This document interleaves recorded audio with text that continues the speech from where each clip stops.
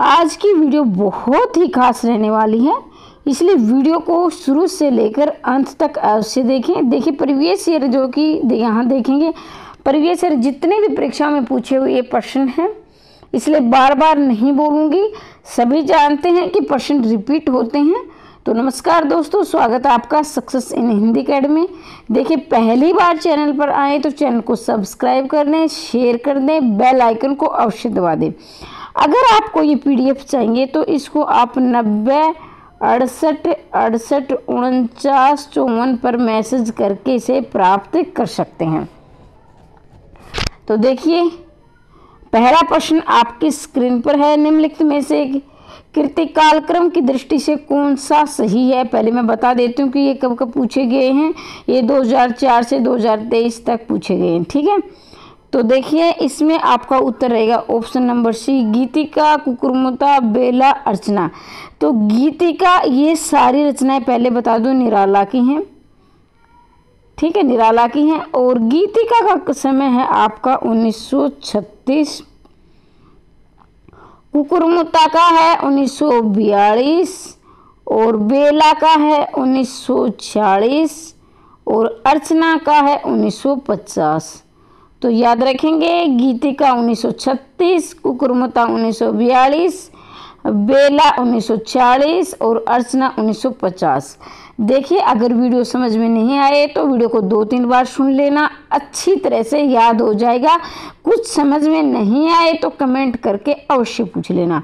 Option number C इसका उत्तर हो जाएगा।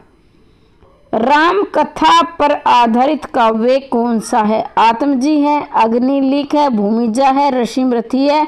तो इसमें आपका रहेगा ऑप्शन नंबर सी, भूमिजा। क्या है? राम कथा पर आधारित काव्य है।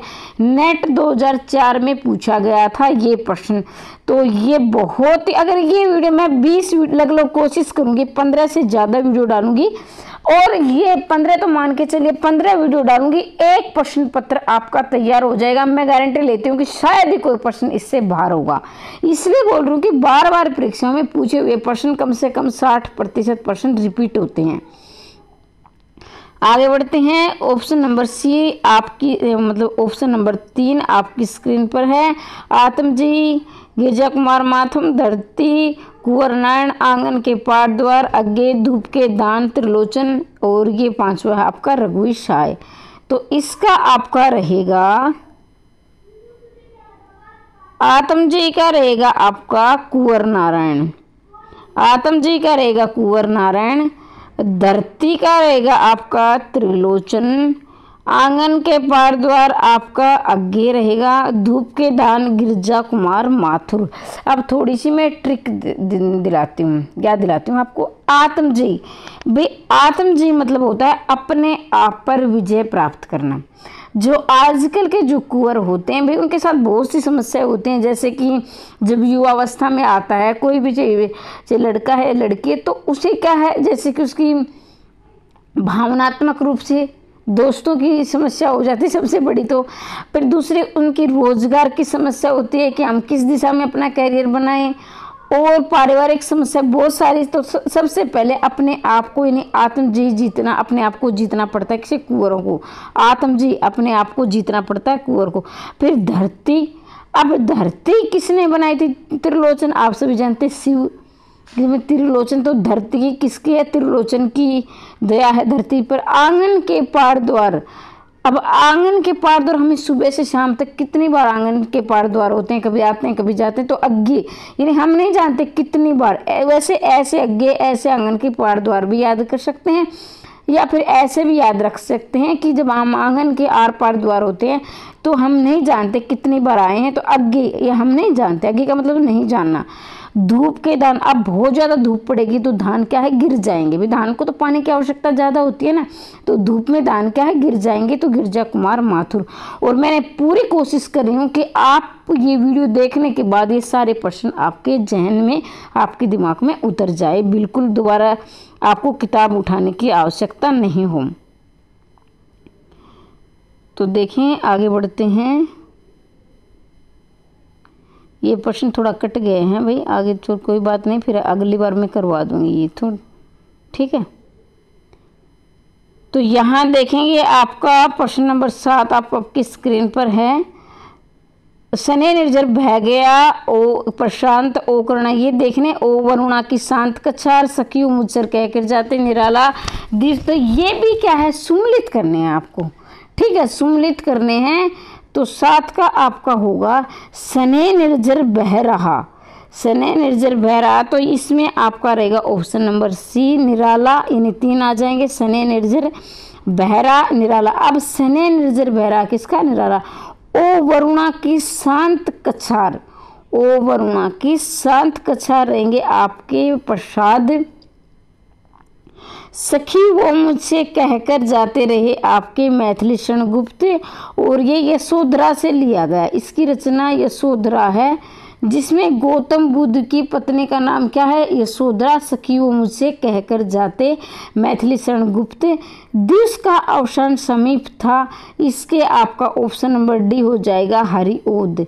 दिवस का अवसान समीप था, ये हरिओद बहुत ही महत्वपूर्ण पंक्ति है सारी की सारी। एक बार मैं फिर से रिपीट कर देती हूँ, ध्यान से सुनना।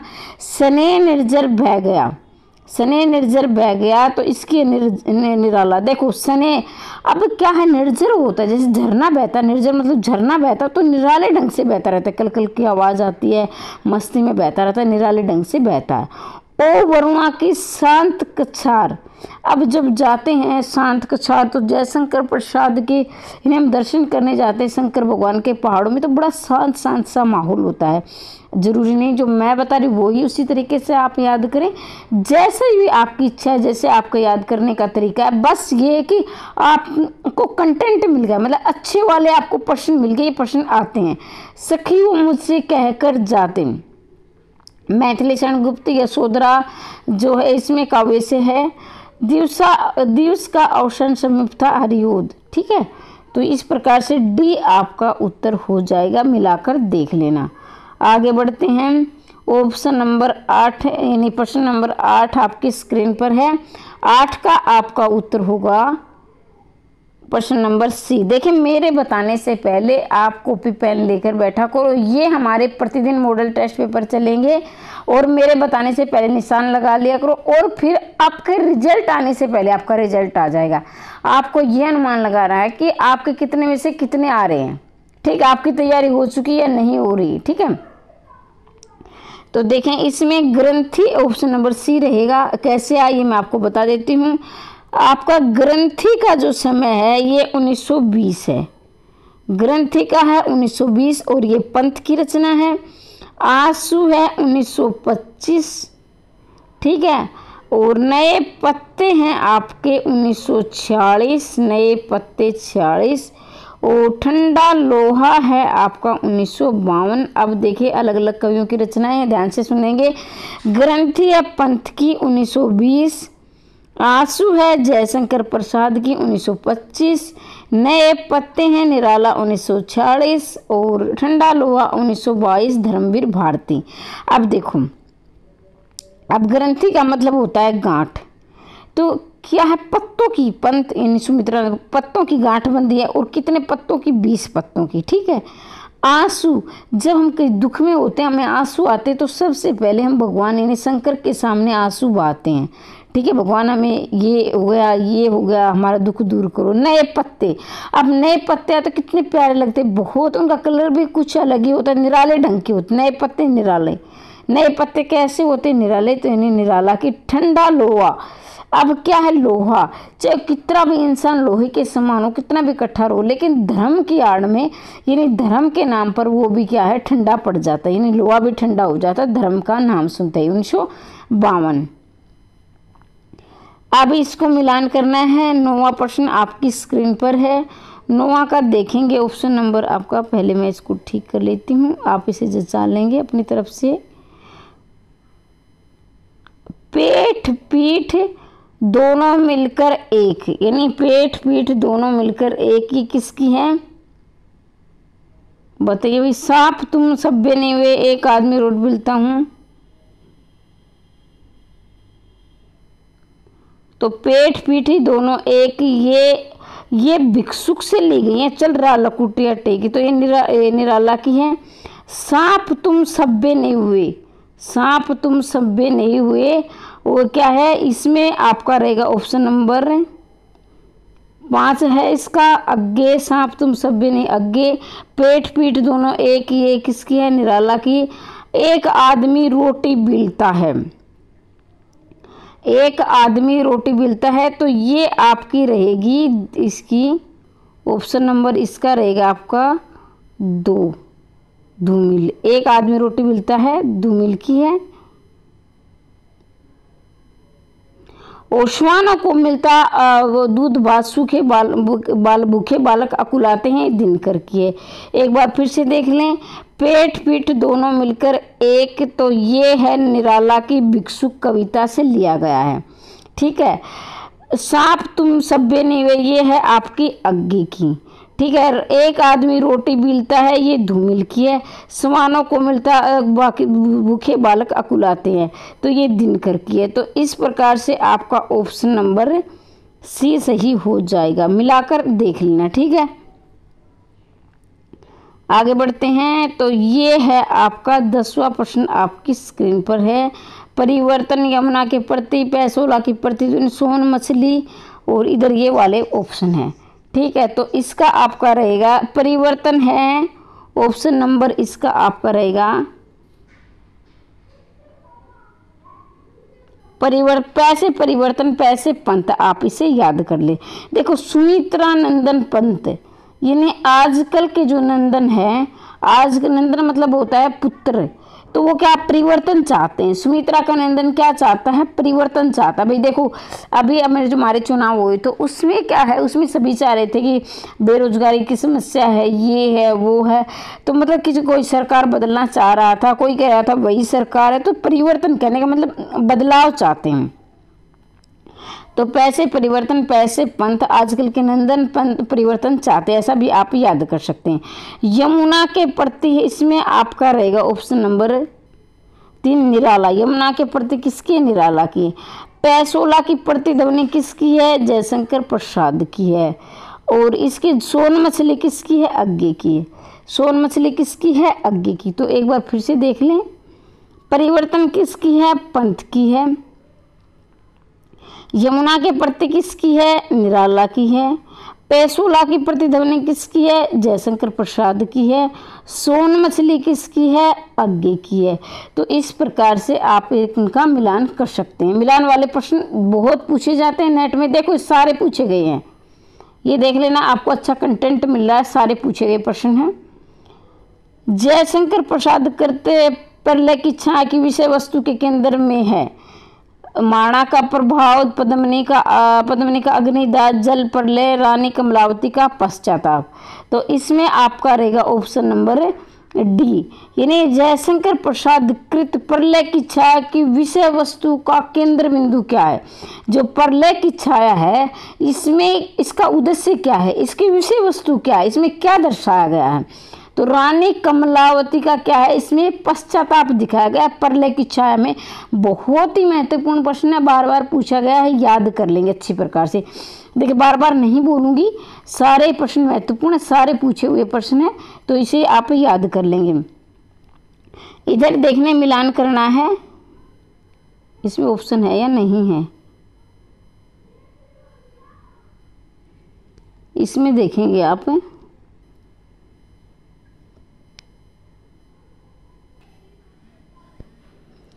तो देखो, सजनी मधुर निजतव दे, कैसे मिलूं अभिमानी मैं।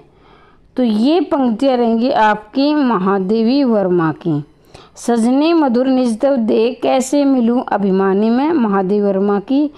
प्रिय के हाथ लगाई जागी, ऐसी मैं सो गई अभागी। तो ये रहेंगी आपकी निराला की। तू अब तक सोई है आली, आँखों में भरे विहागरी। तो सी की आप पंक्तियाँ रहेंगी जयशंकर प्रसाद की। कहो तुम रूपसी कौन, व्योम से उतर रही चुपचाप। तो ये रहेंगी आपकी सुमित्रा नंदन पंत की। तो इसका आपका डी रहेगा।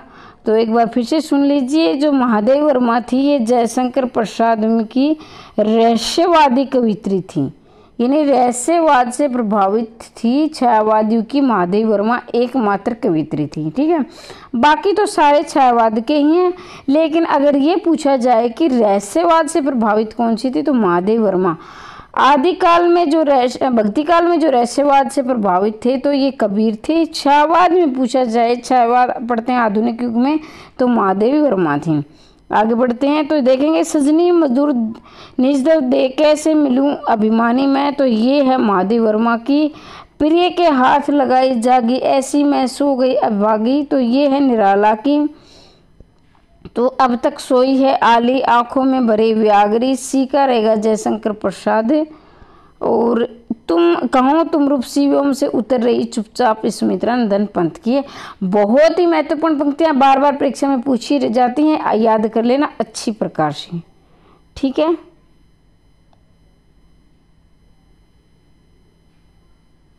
तो ऑप्शन ये आपका 4 है। ये थोड़ा सा कट गया है पीडीएफ बनाते हुए, लेकिन मैं आपको बता देती हूँ जो भी पूछे हुए जो बने हैं।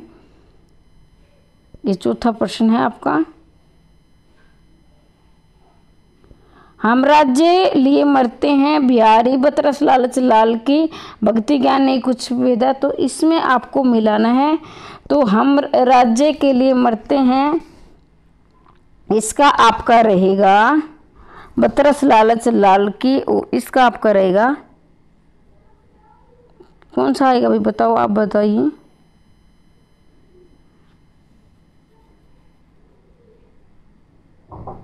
तो इसका रहेगा आपका 3, हम राज्य लिए मरते हैं, तो इसका रहेगा आपका मैथिली शरण गुप्त। बतरस लालच लाल की ये तो आप सभी जानते हैं, बहुत ही आसान है। बतरस लालच लाल की ये रहेगा आपका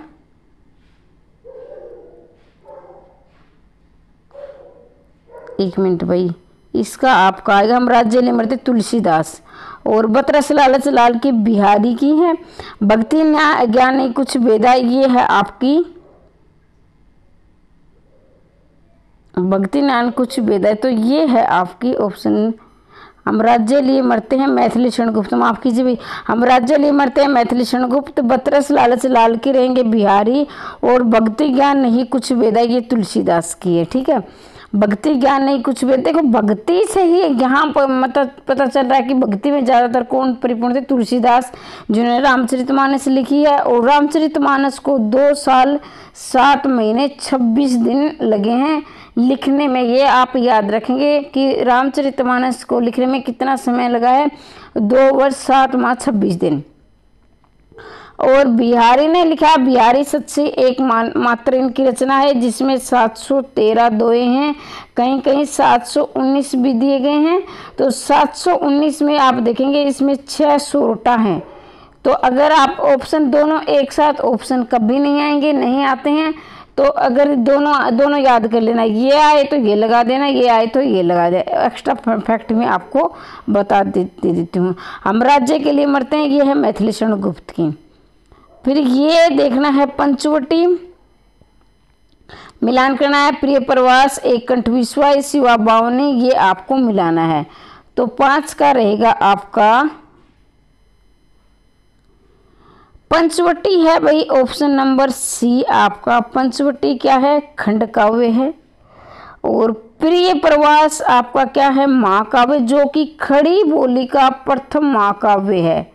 खड़ी बोली का प्रथम महाकाव्य 1914 में लिखा गया था। इसमें 17 सर्ग है, और ये अयोध्या सिंह उपाध्याय हरिओद का है। ठीक है, अयोध्या सिंह उपाध्याय हरिओद का है। खड़ी बोली का प्रथम काव्य है, 1914 में लिखा गया था, 17 सर्ग हैं। ठीक है, तो ये याद रखेंगे क्या महाकाव्य है। तो प्रिय प्रवास महाकाव्य, पंचवटी क्या है, खंड काव्य है। एक मिनट भाई, पंचवटी क्या है आपका, खंड काव्य। एक मिनट फिर से ये हो जाता है, पंचवटी खंड काव्य, प्रिय प्रवास। और एक कंठ विस्पाई, एक कंठ विस्पाई क्या है आपका, काव्य नाटक है। यानी इसको काव्य भी आ जाए तो काव्य लगा, वैसे तो काव्य नाटक है, लेकिन कई बार इसे काव्य भी लगाया तो काव्य नाटक, आप दोनों याद रखेंगे। और शिवा बावनी क्या है, मुक्तव काव्य है। अब देखो ये एक कंठ विश्वाई किसका है, ये आपको इसमें ऑप्शन इसमें बताना है। और विश्वा वाणी में बता देते हैं भूषण की है, ठीक है। तो आपको कमेंट में बताना किसकी है। 6 का आप देखेंगे, 6 का प्रश्न आपकी स्क्रीन पर है। इसका आपका हो जाएगा ऑप्शन नंबर 1 मुक्ति प्रसंग राजकमल चौधरी की है। संसद से सड़क तक किसकी है, धूमिल की है। अपने केवल धार आवाज की भी ये एक जगह, तो ये आप याद रखेंगे। आगे बढ़ते हैं। ये आपको मिलाना है। अब अभिव्यक्ति के सारे खसरे नहीं, ये खतरे है भाई, खसरे नहीं है, खतरे याद रखेंगे, खतरे। अब अभिव्यक्ति के सारे खतरे उठाने ही होंगे। सब ने अलग अलग संगीत सुना, नैन में सबके जलतर से चातक हूँ, असनी, ये देखने सारे देखने हैं। तो इसमें आपको मिलान करना है। 13 का आपका रहेगा ऑप्शन नंबर। तो अब अभिव्यक्ति के सारे खतरे उठाने ही होंगे, तो ये है मुक्तिबोध। और मुक्तिबोध का जन्म हुआ था, ये आपका हुआ था किसमें, मध्य प्रदेश में हुआ था।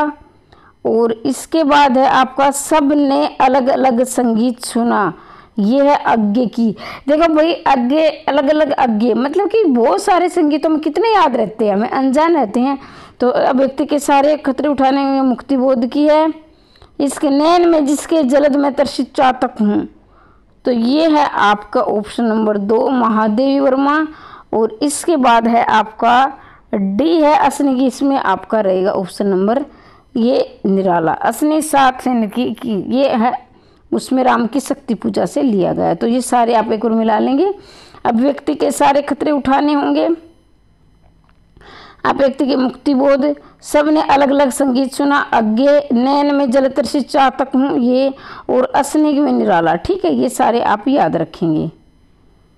अब क्या है, कालक्रम की दृष्टि से आपको लगाना है। कालक्रम देखो बहुत सी, देखो सारे पूछे गए हैं 2008 2007, बार बार नहीं बोलूँगी, इसलिए बहुत सारे तो सन याद नहीं हो सकते, लेकिन जो महत्वपूर्ण है महत्वपूर्ण उनके तो सन आप अवश्य याद रखेंगे। फिर बोल रही हूँ अगर आपको इसकी PDF चाहिए तो 90 68 68 49 54 पर और भी बहुत सारी PDF हैं जो नेट से संबंधित है, जो आपकी परीक्षा में बहुत कम समय बचा है, जिनके रिवीजन करने से आपका आराम से नेट निकल जाएगा। तो इस पर मैसेज करके आप PDF प्राप्त कर सकते हैं। तो 14 का आप देखेंगे, इसका रहेगा आपका इत्तलम। इत्तलम कब लिखा गया था, ये 1946 में लिखा गया था इत्तलम। और इत्तलम है अज्ञे की, अज्ञे की रचना है। हरी घास पर क्षण भर, ये भी अज्ञे की है, इसका समय था 1949। कितने नावों में कितनी बार 1967, और ये भी किसकी है, अज्ञे की है। सागर मुद्रा 1970, ये भी किसकी है, अज्ञे की। तो एक बार फिर से बता देती हूँ, इतलम अज्ञे 1946, हरी घास पर क्षण भर 1949, कितने नावों में कितनी बार 1967, और सागर मुद्रा 1970, ठीक है। और कितनी नाव में कितनी बार अज्ञे को कौन सा पुरस्कार मिला था, ये कमेंट बॉक्स में आप बताएंगे, ठीक है। मैं नहीं बताऊंगी सारे के सारे प्रश्न, कुछ आप भी बताओगे, ठीक है।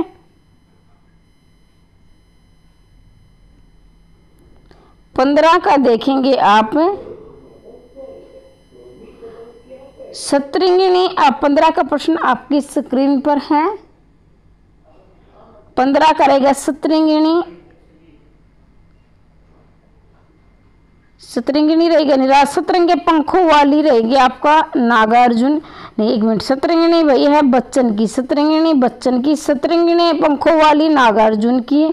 अणिमा है आपकी, एक मिनट 15 का भाई,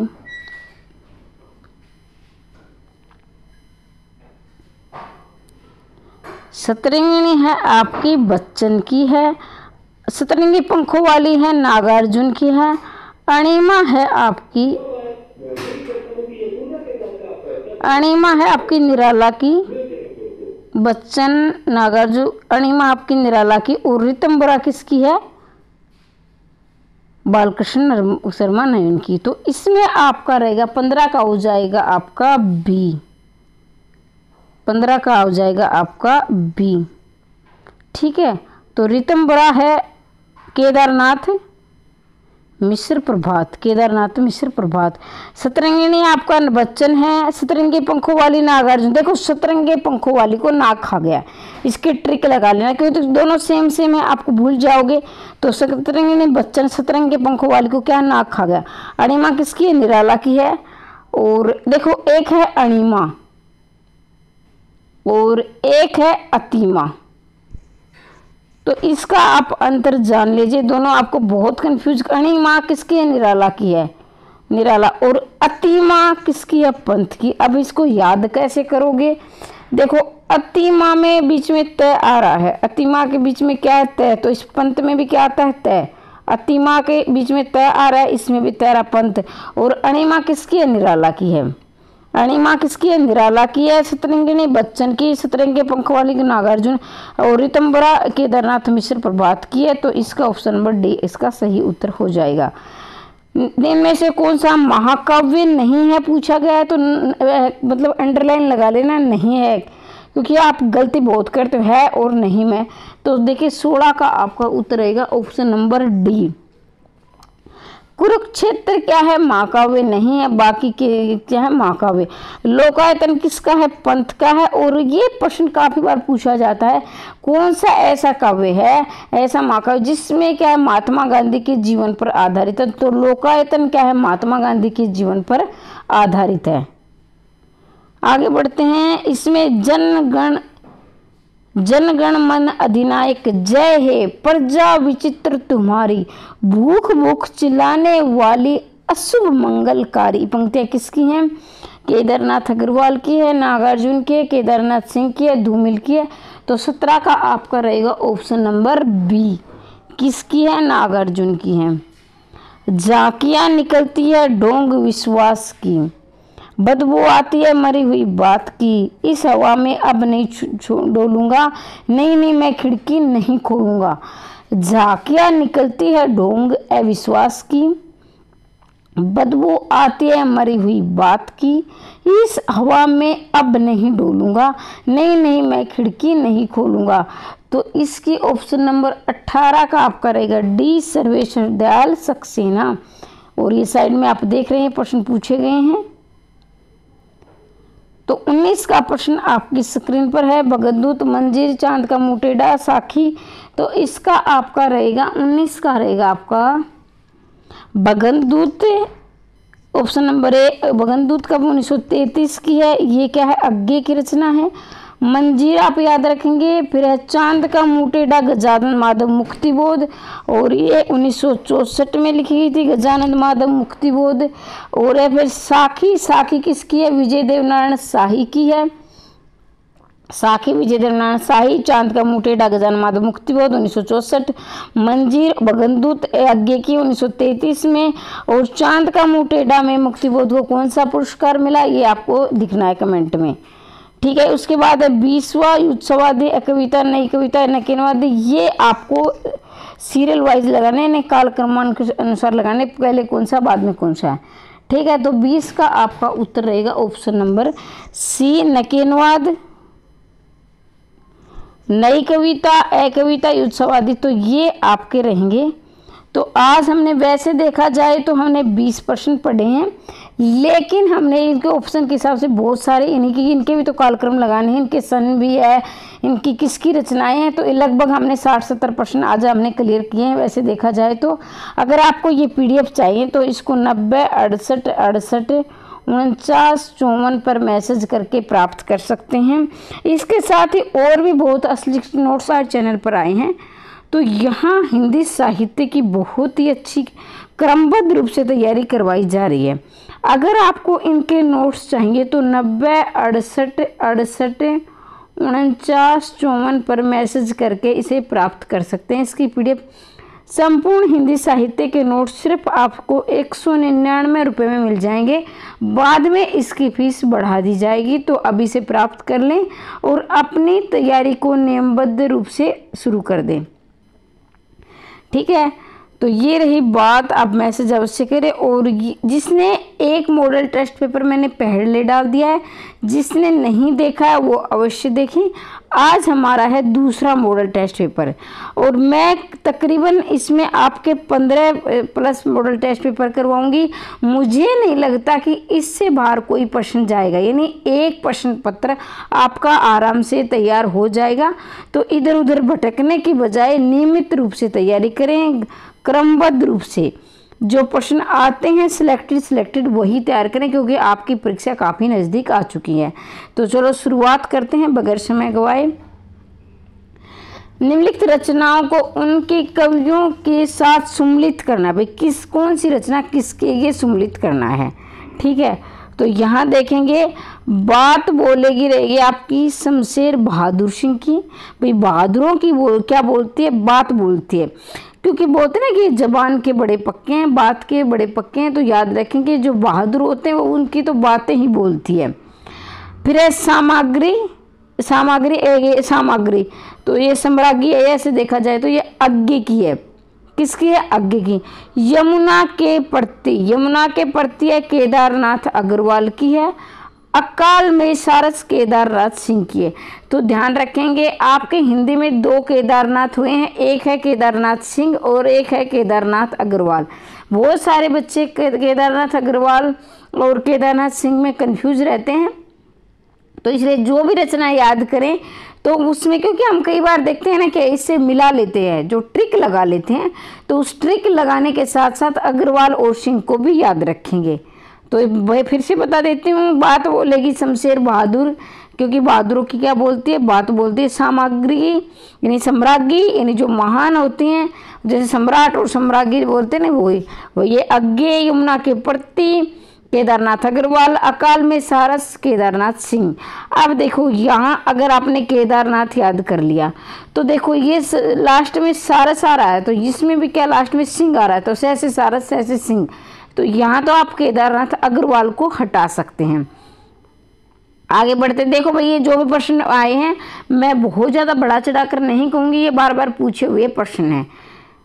निम्नलिखित काव्य कर्तव्य कृतिकारों को सम्मिलित करना है। भाई ये फिर सम्मिलित करने वाला आ गया आपका, ठीक है। तो यहाँ देखेंगे आप ईश्वर की अध्यक्षता आपके रहेंगे लीलाधर जगुड़ी। ईश्वर की अध्यक्षता रहेगी लीलाधर जगुड़ी। फिर अबूतर कबूतर रहेंगे आपके उदय प्रकाश। आत्महत्या के विरुद्ध, तो ये क्या है, रघुवीर सहाय। फिर है जलसाघर रंग रहेंगे आपके श्रीकांत। एक बार फिर से देख ले, देखो ईश्वर की अध्यक्षता रहेंगे आपके, थोड़ा सा इनको जूम कर देती हूँ। ईश्वर की अध्यक्षता आपकी लीलाधर जगुड़ी। और फिर अबूतर कबूतर उदय प्रकाश। और आत्महत्या के विरुद्ध रघुवीर सहाय, जलसागर श्रीकांत। देखो भाई जो वीर होते हैं वो आत्महत्या के विरुद्ध रहते हैं, यानी कि वीर कितनी भी कठिनाई आए वो आत्महत्या नहीं करते हैं, क्योंकि वीर ऐसे होते हैं जो हर संघर्ष से हर दुख से उन्हें निकलना आता है। तो इस प्रकार से आत्महत्या के विरुद्ध कौन रहेंगे, रघुवीर सहाय। थोड़ी बहुत ट्रिक का भी आप सहारा ले लें, ठीक है। फिर आपके रचनाकार के सही अनुक्रम लगाना है। तो ये बता है, अनुक्रम वाले प्रश्न आजकल बहुत पूछे जाते हैं। तो 23 का आपका रहेगा सी पर लेकी छाया, ऐसा दिवीणा, पटकथा, कनकनार। तो ऐसा दिवीणा किसकी है, आगे की है, ये भी आप याद रखेंगे। फिर आगे बढ़ते हैं, इसमें है आपकी केदारनाथ सिंह, देखेंगे इसमें आपको लगाना है। तो 24 का आपका रहेगा केदारनाथ सिंह रहेगा आपके अकाल में सारस। अभी थोड़ी देर हमने ऊपर प्रश्न में पढ़ा, केदारनाथ सिंह अकाल में सारस। ज्ञानेंद्रपति आपके रहेंगे संशय आत्मा। ज्ञानेंद्रपति किसकी, संशय आत्मा की है, यानी संशय आत्मा किसकी रचना है, ज्ञानेंद्रपति की है। फिर आपके भारत भूषण अग्रवाल की है अग्निलिख। भारत भूषण, अगर जो भारत के भूषण होते हैं, भारत का नाम ऊंचा करते हैं, वो अग्नि की लिख पर चलते हैं। डी की रहे कुंवर नायड। जो कुंवर होते हैं, जो जवानों को कुंवर बोला जाता है, जो नौजवान होते हैं उसे कुंवर बोला जाता है। तो जवानों के आज सामने आज जो सबसे बड़ी समस्या वो आत्मजीवन है। अपने आप पे जय प्राप्त करना बहुत बड़ी समस्या है, क्योंकि उनके भावनात्मक रूप से वो इधर उधर भटके रहते हैं। तो केदारनाथ सिंह अकाल में सारस, ज्ञानेंद्र पति की है रचना संशय आत्मा, भारत भूषण अग्रवाल की अग्निलिख, कुंवर नारायण की आत्मजयी। तो ये आप याद रखेंगे। आगे बढ़ते हैं। ये बहुत ही महत्वपूर्ण है, बार बार परीक्षा में जब पूछी गई है, देखो नेट 2010 में पूछी गई है। एक बात याद रखेंगे, सिर्फ ये बिल्कुल दिमाग में ये नहीं रखें कि सिर्फ ये नेट में ही प्रश्न पूछे जाते हैं। आपके असिस्टेंट प्रोफेसर में भी ये काम आएंगे, आपके टीजीटी पीजीटी तक के ये प्रश्न काम में आने वाले हैं। अगर बात आप ये सोचो कि मैम क्या क्रमबद्ध लगाने, मान लीजिए क्रमबद्ध लगाने नहीं आएंगे, तो जो रचना जिस सन में लिखी गई है वो सन तो आएगा ना, उस रचना का सन पूछ लिया जाएगा, या ये रचना किसकी है। तो ये आपके यहाँ कई परीक्षाओं की तैयारी हो रही है, इस बात को दिमाग से आप निकाल देंगे। निराला कृतराम की शक्ति पूजा का आधार ग्रंथ क्या है, तो ये कल भी मैंने करवाया था। 25 का आपका रहे कृत्तिवास रामायण। राम की शक्ति पूजा किसकी, निराला की है, और ये कृत्तिवास रामायण इसका क्या है, आधार ग्रंथ है। अब हम पढ़ेंगे 26वां प्रश्न आपकी स्क्रीन पर। जो घनीभूत भूत पीड़ा थी हर प्यारे को सेज पास, नम्रमुख हंसी खिली, हम नहीं कहते कि हमको जोड़कर स्रोत सिवनी बह जाए। जी हाँ हुजूर, मैं गीत बेचता हूँ, तरह तरह के गीत बेचता हूँ। तो ये मैं गीत बेचता हूँ भवानी प्रसाद मिश्र की रचना है। इसमें क्या है कि जो कवि होते हैं उसमें कवि और लेखक के सामने एक मजबूरी ये होती थी कि उन्हें अपने जीवनोयापन के लिए, यानी जीविकोपार्जन के लिए, अपना पेट भरने के लिए लेखन कार्य करते थे। भाई उनका जो वो लेखनी करते थे तो उनके बदले उनको पैसे मिलते थे। वो तो उन्हीं के अनुसार उनकी मजबूरी होती थी कि वो ज़्यादातर, हालांकि बहुत से ऐसे कवियों ने विरोध किया, लेखकों ने विरोध किया है, लेकिन कुछ हद तक वो मजबूर भी होते थे। वो नहीं लिखना चाहते थे, उस पर भी उन्हें लिखना पड़ता था। जैसे रीतिकाल के कवि हैं, वो क्या अपने आश्रयदाताओं को प्रश्न नहीं करते तो उनको पैसे नहीं मिलते तो उनकी ज़िंदगी कैसे चलती। तो इस प्रकार से इसमें एक भवानी प्रसाद मिश्र ने यही दिखाया है। जो घनीभूत पीड़ा थी, ये है आपकी ऑप्शन नंबर ए रहेंगे। जो घनीभूत पीड़ा थी, एक मिनट भाई, ये घनीभूत पीड़ा थी, ये आपकी रहेंगी ऑप्शन नंबर,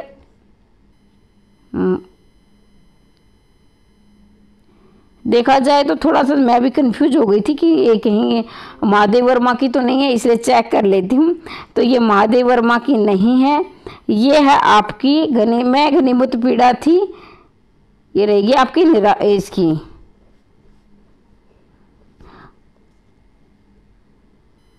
एक मिनट, जयशंकर प्रसाद की। भाई मैं घनीभूत पीड़ा थी किसकी है, जयशंकर प्रसाद की है।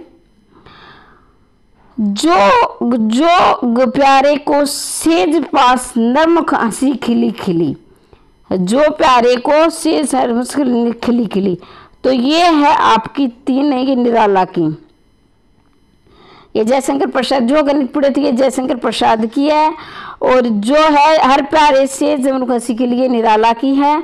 हम नहीं कहते कि हमको जोड़कर स्रोत सिवनी बह जाए, ये किसकी है, अग्गे की है। जी हाँ हजूर, मैं गीत बेचता हूँ, तरह तरह के गीत बेचता हूँ, ये भवानी प्रसाद मिश्र की है। एक बार फिर से देख ली, जो घनीभूत पीड़ा थी। और ये कंफ्यूज मैं भी हो गई थी कि मैं महादेव वर्मा को देख रही थी यहाँ, क्योंकि महादेव वर्मा एक रहस्यवादी कवित्री थी, वो छायावाद में रहस्यवाद से प्रभावित है। उनकी रचनाओं को आप पढ़ोगे तो वो क्या अज्ञात प्रियतम को संबोधित करते हुए रचनाएं लिखी हैं। तो वो भी घनीभूत पीड़ा में, मतलब पीड़ा में उनका जो हृदय था वो पीड़ा में था, वो अज्ञात प्रियतम को संबोधित करते हुए उन्होंने रचनाएं लिखी हैं। तो यहाँ मेरी तरह कंफ्यूज मत होना, ध्यान रखना, जो घनीभूत पीड़ा थी जयशंकर प्रसाद की है। हर प्यारे को सेज पास नमन मुख, ये है निराला की है। हम नहीं कहते कि हमको हाथ जोड़कर स्त्रोत स्विनी बह जाए यज्ञ की है। जी हाँ, मैं हुजूर गीत बेचता हूँ, तरह तरह के गीत बेचता हूँ। ये भवानी प्रसाद मिश्र की है। अब 27वां प्रश्न आपके स्क्रीन पर है। 27वां प्रश्न का आप देखेंगे, आपको ये कालक्रम की दृष्टि से लगाना है। तो यहाँ आपका रहेगा ऑप्शन नंबर ए रहेगा। तो इसमें आपका इंद्रधनुष रोंदे हुए ये 1957 की रचना है। और किसकी है? अज्ञे की है। थोड़ा सा मैं इधर कर लेती हूँ। इंद्रधनुष रोंदे हुए ये 1957 की है। और किसकी है? अज्ञे की है। ए इसका उत्तर रहेगा, अज्ञे की रचना है। फिर सीढ़ियों पर धूप में, भाई जो धूप में यानी कठोर धूप में जो सेवा करते हैं वो बड़े वीर होते हैं। तो ये रघुवीर शाह की है। और ये किसके? 1960। नए इलाके में अरुण कमल, नए इलाके में है अरुण कमल की है। 1998 में ध्यान रखेंगे, 1998 में इन्हें साहित्य अकादमी पुरस्कार भी इसे मिला है। 1998 में। वाद सरवा के बहाने ये कुंवर नारायण की है। 2008 में ये है। तो एक बार फिर से सुन ले, इंद्रधनुष रोंदे हुए ये है 1957 की है। और ये है किसकी? अज्ञे की है। सीढ़ियों पर धूप में रघुवीर शाह की है, ये 1960 की है। नए इलाके में अरुण कमल 1998। साहित्य अकादमी पुरस्कार याद रखेंगे, साहित्य अकादमी पुरस्कार इसका बार बार पूछा जाता है। वाद सरवा के बहाने कुंवर नारायण 2008 की है। तो ये सारी रचनाएं आप याद रखेंगे।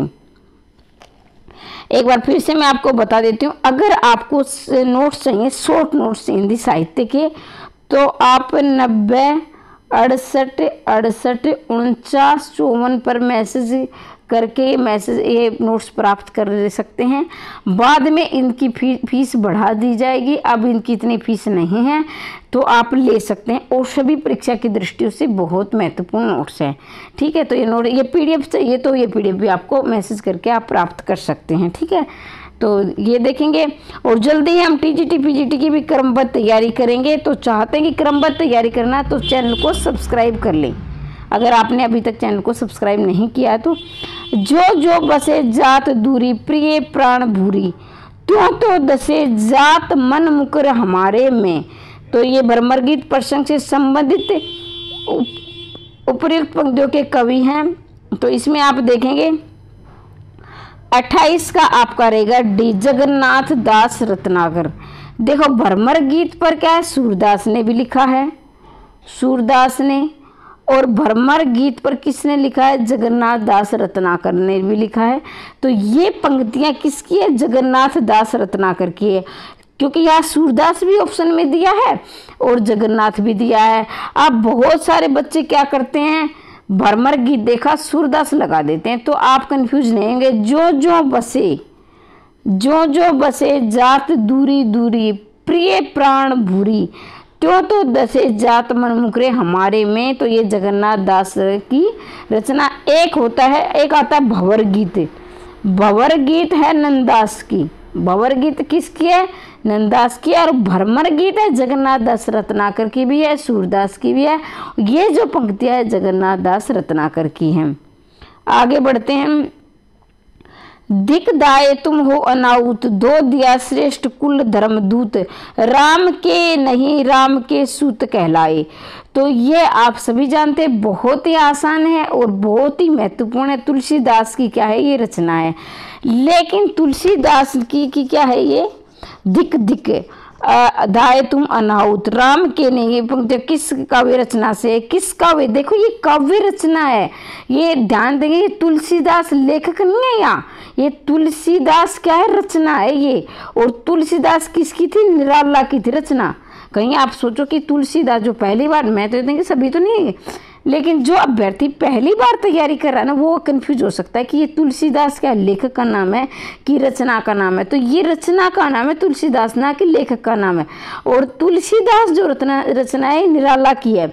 और निराला जो तुलसीदास रचना में इन्होंने क्या है, राम की जो वर्णन किया जाता है। एक राम की शक्ति पूजा भी है, ठीक है, एक राम की शक्ति पूजा में भी है। इन्होंने क्या, राम को एक सामान्य इंसान यानी सामान्य मानव की तरह वो संघर्ष करता दिखा गया। तो निराला ये तुलसीदास है या राम की शक्ति पूजा है, तो निराला के जीवन का जो प्रभाव इन रचनाओं में दिखता है। साकेत कविता के दो शब्दों के बीच की निरवता में रहती है। कविता दो शब्दों के बीच की निरवता में रहती है। काव्य भाषा के संबंध में उपयुक्त मत किसका है? भाई कविता है जो दो शब्दों के बीच की निरवता में रहती है, ये कथन किसने बोला है? नामवर सिंह ने बोला है, रामस्वरूप चतुर्वेदी ने बोला है, शमशेर बहादुर ने बोला, अज्ञे ने। तो 30 का आपका रहेगा डी। ये क्या है? अज्ञे ने बोला है। ये शब्द किसने बोला है? अज्ञे ने बोला है। रचना की दृष्टि से फिर कालक्रम आया है और मैं कहती हूँ चाहे आप टीजीटी से लेकर असिस्टेंट प्रोफेसर, ये नहीं आप सोचो कि टीजीटी में क्या सन नहीं आते हैं, पीजीटी में नहीं।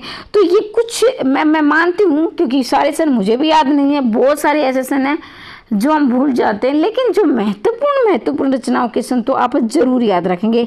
जैसे उदाहरण के लिए निराला की रचनाएं उनके याद कर लो। सुमित्रा नंदन पंत है, छायावादी की कवित्री जो महादेव वर्मा है उनके हैं, दिनकर के हैं, पंत के हैं। तो ये तो जरूर आप याद रख सकते हो, इनके तो जरूर आप याद रख लें। ठीक है, तो यहाँ देखेंगे 31 का आपका उत्तर रहेगा ऑप्शन नंबर डी।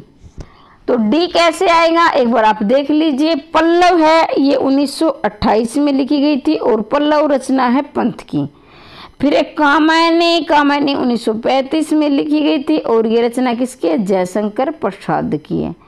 दीपशिखा है ये 1942 में लिखी गई थी, रचना किसकी है? महादेव वर्मा की है।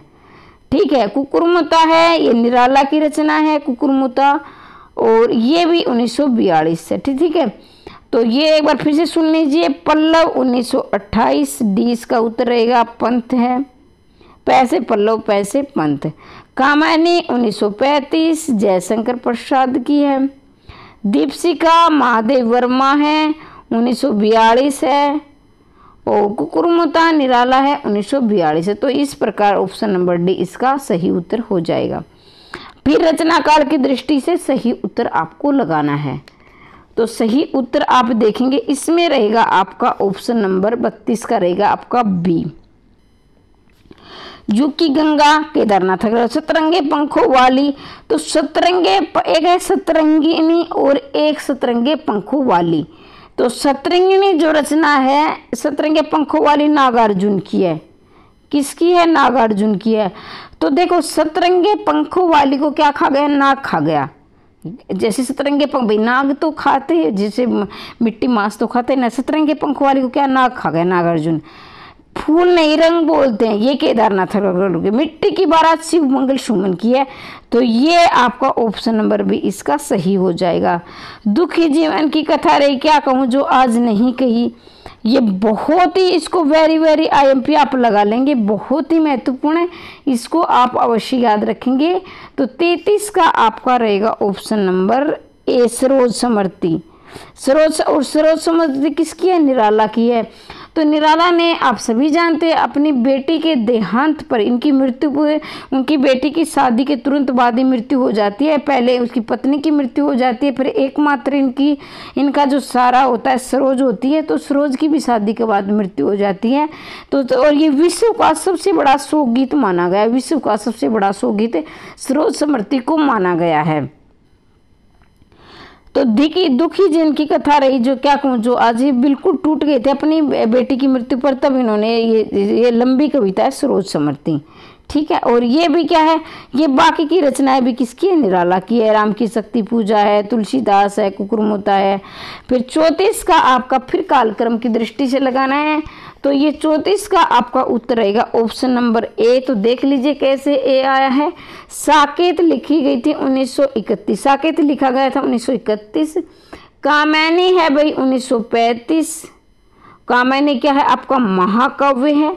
और साकेत में उर्मिला के क्या है? उर्मिला का जैसे हिंदी कवियों ने बहुत, जैसे रविंद्रनाथ टैगोर ने शुरुआत की थी कि जो, और महावीर प्रसाद द्विवेदी ने एक वो लिखा था, एक लेख लिखा था कि जो उर्मिला की उपेक्षिकता, बहुत सारे लेखकों ने उर्मिला को, जिसको आप हिंदी में बोलते हैं ना, इंग्लिश में बोलते हैं इग्नोर, मतलब कि नज़रअंदाज किया है। हमेशा सीता माता को ही बढ़ चढ़ कर दिखाया गया है, जबकि सीता माता तो क्या है, राम के साथ, अपने पति के साथ, अपने साथी के साथ वन में, तो मान लीजिए कष्टों में, तो उसका पति उसके साथ था। लेकिन उर्मिला एक ऐसी नारी थी जो कि क्या है, महल और राज दरबार में रहकर भी उसके सुखों का उपयोग नहीं कर पा रही थी, क्योंकि उसका मन तो क्या था, वनवास में था, और जो उनका शरीर था, यानी शारीरिक रूप से वो किस में थी, महलों में उपस्थित थी, और मन से वो वनवास उसको हुआ था। तो इसी का साकेत में वर्णन दिया गया है।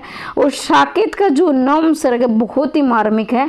पूछा जाता है कि साकेत का कौन सा सर्ग है जो सबसे मार्मिक है, तो नवम सर्ग बड़ा मार्मिक है, क्योंकि इसमें उर्मिला और लक्ष्मण का वियोग दिखाया गया है।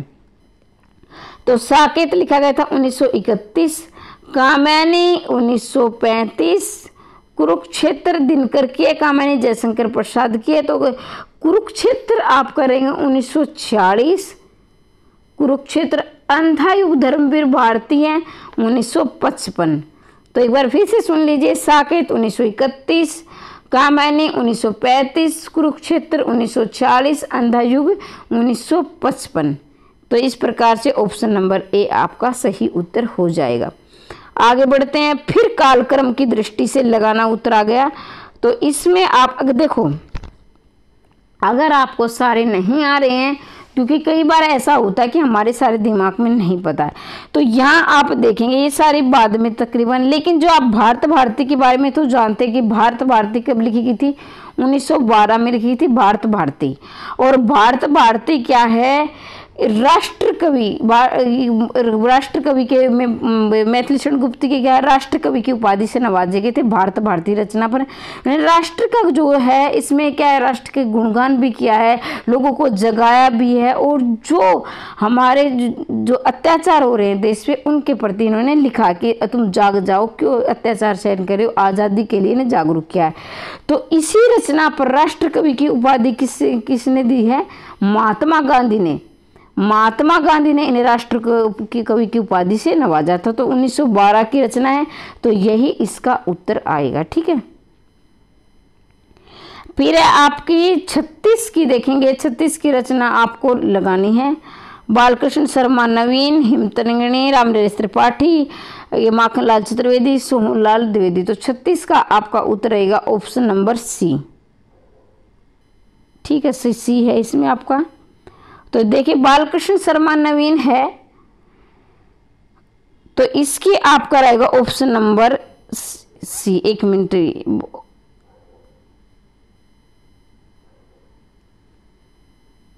बालकृष्ण शर्मा रहेंगे आपके ऑप्शन नंबर सी। बालकृष्ण ये क्या है, हम स्पाइस जन्म की। बालकृष्ण शर्मा नवीन हम स्पाइस जन्म के। राम नरेश त्रिपाठी, राम नरेश त्रिपाठी आपके रहेंगे ऑप्शन नंबर सी। पथिक, पथिक किसकी रचना है, राम नरेश त्रिपाठी की है। माखनलाल चतुर्वेदी हिमतरंगिणी, हिमतरंगिणी, और हिमतरंगिणी पर क्या है, नहीं क्या है, साहित्य अकादमी पुरस्कार भी मिला है। सोहनलाल द्विवेदी, ये सोहनलाल द्विवेदी किसकी, भैरवी की है। बालकृष्ण शर्मा नवीन के स्पाइस जन्म के। रामनरेश त्रिपाठी पथिक है। माखनलाल चतुर्वेदी हिमतरंगिणी, सोहनलाल द्विवेदी भैरवी। तो इस प्रकार से आप मिला लेंगे, ऑप्शन नंबर सी इसका सही उत्तर हो जाएगा। फिर अब हम चलते हैं 37वें प्रश्न की तरफ।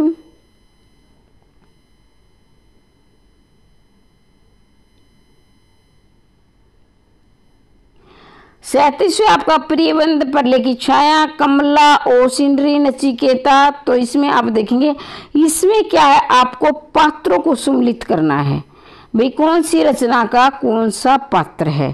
ठीक है। और आप सभी जानते हैं जो ये पात्र होते हैं ना, ये आपकी परीक्षा में बहुत पूछे जाते हैं, और खासकर जो नेट की परीक्षा है उनके लिए तो ये प्रश्न पूछे जाते हैं। थोड़ा सा मैं इसको जचा लेती हूँ। तो देखिए, प्रियबंध रहेगा आपका, ये है प्रियबंध असाध्य वीणा का है। असाध्य वीणा किसकी रचना है, अज्ञे की रचना है। असाध्य वीणा किसकी रचना है, अज्ञे की रचना है। असाध्य वीणा किसकी है, अज्ञे की है। तो प्रियबंध रहेंगे आपके असाध्य वीणा की। उसके बाद है आपका बी, आपका रहेगा कमला। कमला रहेगा आपका परले की छाया, कमला परले की छाया। प्रियवंद ऐसा देवीणा। ओशिनरी रहेंगे आपके उर्वशी। उर्वशी किसकी है? दिनकर की। उर्वशी किसकी रचना है? दिनकर की है। नचिकेता है आपकी आत्मजयी, नचिकेता आत्मजयी। और आत्मजयी किसकी है? कुंवर नारायण की रचना है। तो एक बार फिर से देखिए, प्रियवंदा आपकी रहेंगे ऐसा देवीणा, कमला आपकी रहेगी परले की छाया, और ओशिनरी आपकी रहेंगी उर्वशी, और नचिकेता आपके रहेंगे आत्मजयी। तो आत्मजयी किसकी रचना है? कुंवर नारायण की, याद रखेंगे। फिर आपकी राम की शक्ति पूजा की यौगिक प्रक्रियाओं का स्रोत क्या है? राम की शक्ति पूजा की यौगिक प्रक्रियाओं का स्रोत क्या है? वेदांग है, योग वशिष्ठ है, नव वेदांत है, हठ योग है। तो 38 का आपका रहेगा ऑप्शन नंबर सी, नव वेदांत। नव राम की शक्ति पूजा की यौगिक प्रक्रियाओं का स्रोत क्या है? नव वेदांत। और राम की शक्ति पूजा किसकी है? निराला की है, निराला की रचना है राम की शक्ति पूजा। फिर आपको देखना है, ये भी आपका मिलान वाला है, ये आपको मिलान करना है। निम्नलिखित काव्य छंदों को उनके प्रयोक्ता कवियों के साथ सम्मिलित कर, मतलब कि ये है कि किस कवि ने कौन से छंदों का प्रयोग किया है इन काव्यों में, ठीक है। तो आपका 39 का आप देखेंगे, सोनेट आप सभी जानते हैं, सोनेट कवि के नाम से जिसे जाना जाता है, ठीक है। सोनेट आपके रहेंगे त्रिलोचन। ये सोनेट का बहुत ही महत्वपूर्ण, बार बार परीक्षा में पूछा जाता है कि सोनेट का प्रयोग सबसे ज्यादा किसने किया है? तो त्रिलोचन ने किया। हाईक्यू, हाईक्यू का किसने किया है? हाईक्यू का किया है अज्ञे ने किया है। और शवैया का किसने किया है? गया प्रसाद शुक्ल स्नेही ने किया है। और कवित का किसने किया है? अयोध्या सिंह उपाध्याय हरिओद। फिर से सुन लीजिए, कवित का किसने? अयोध्या सिंह उपाध्याय हरिओद ने। शवैया गया प्रसाद शुक्ल स्नेही, और सोनेट त्रिलोचन हाईक्यू अज्ञे। तो ये सारे आप याद कर लेंगे, और त्रिलोचन वाला तो बहुत ही ज्यादा महत्वपूर्ण है। ढलमल चंचल अंतल जलगल जलगल तारा पंक्ति में मुख्यतः वर्णन है किसका? नदी की धारा का है, नील आकाश का है, चांदनी रात का है, साड़ी के आंचल का है। तो 40 का आपका उत्तर रहेगा ऑप्शन नंबर, यानी नदी की धारा का। देखो, ढलमल ढलमल चंचल अंतल जलगल जलगल तारा, तो इस प्रकार से कौन नदी की धारा बहती है? तो ये नदी की धारा का वर्णन है। आगे बढ़ते, छायावाद के समर्थन में सबसे पहला लेख लिखने वाले लेखक हैं। तो ये बहुत ही, देखो सारे प्रश्न आए हुए हैं, मैं बार बार नहीं बोलूंगी, जो भी प्रश्न जिस परीक्षा में पूछा गया है उसके पीछे लिखा गया है। तो ये आप सारे प्रश्न पढ़ोगे, इतनी अच्छी तैयारी हो जाएगी आपकी बहुत ज़्यादा। तो ये मुकुटधर पांडे, इसके बारे में थोड़ा सा मैं बोलना चाहूँगी कि मुकुटधर पांडे ने छायावाद का प्रवर्तक अलग अलग विद्वानों ने अलग अलग को माना है। तो मुकुटधर पांडे को किसने माना है? रामचंद्र शुक्ल ने माना है। नंदुलारे वाजपेयी ने किसको माना है? सुमित्रा नंदन पंत को माना है। इलाचंद्र जोशी को किसने माना है? जयशंकर प्रसाद को माना है। वास्तविक प्रवर्तक आ जाए जयशंकर, इसको छायावाद के, तो वास्तविक प्रवर्तक जयशंकर प्रसाद ही आएंगे। नंदुलारे वाजपेयी के अनुसार सुमित्रा नंदन पंत आएंगे। इलाचंद्र जोशी के अनुसार ये जयशंकर प्रसाद आएंगे। और रामचंद्र शुक्ल के अनुसार मुकुटधर पांडे आएंगे।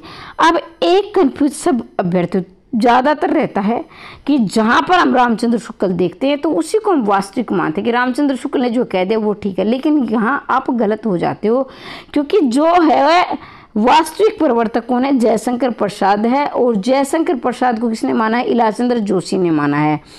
लेकिन मुकुटधर पांडे को किसने माना है? सुमित्रा नंदन पंत को। फिर भी माफ कीजिए, मुकुटधर पांडे को किसने माना है? रामचंद्र शुक्ल को माना है। तो रामचंद्र शुक्ल के अनुसार मानने पर भी मुकुटधर पांडे को वास्तविक प्रवर्तक नहीं माना गया। तो वास्तविक प्रवर्तक किसे माना है? जयशंकर प्रसाद को माना गया। तो इन्होंने क्या है, छायावाद के समर्थन में सबसे पहला लिखने वाले लेखक कौन है? मुकुटधर पांडे हैं। कौन सी कृति पर प्रतिबिंब जो है ये प्रतिबिंब लगा दिया गया था? देखो उस समय क्या होता था, जैसे अंग्रेजों का राज था वहाँ 1947 से पहले ये ज़्यादातर रचनाएं लिखी गई हैं। हमारा देश गुलाम था। तो जो भी रचनाएं होती थी ना कि जो देश को जागरूक करने के लिए, सामान्य जनजीवन को जागरूक करने के लिए रचनाएं लिखी जाती थी, तो क्या होता था कि वो जो अंग्रेजों को इस बात की जो वो प्रकाशित भी हो जाती थी कई रचनाएं, लेकिन अंग्रेज क्या करते उसको जब्त करवा देते उस पत्रिका को या उस रचना को, कि ताकि ये जनता मूर्ख की मूर्ख रहे, ये जागरूक ना हो। तो इसके अनुसार इसका रहेगा ऑप्शन नंबर डी। और मैं अगर नहीं भी बताती तो भी आप इस पर सही निशान लगा सकते थे। क्यों लगा सकते? देखो भारत भारती पर आप 1 मिनट के लिए जा सकते थे, लेकिन नहीं, झांसी की रानी पर भी बंद नहीं। लेकिन जो चिनगारी है, ये नाम से ही प्रतीत हो, चिनगारी का मतलब होता है आग लगाना। तो इस रचना ने चारों तरफ देश को आज़ादी के लिए आग लगा दी थी, इसलिए सरकार ने इसे, यानी उस समय तो हमें अंग्रेजों को सरकार ही कहेंगे क्योंकि उन समय क्या अंग्रेजों का राज था, तो इसलिए क्या है, इन्होंने चिनगारी रचना पर प्रतिबंध लगा दिया था। तो याद रखेंगे, बार बार पूछा गया है।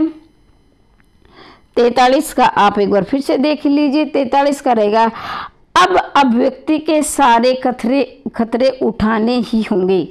अब अभिव्यक्ति के सारे खतरे उठाने ही होंगे, तो ये क्या है, अंधेरे में।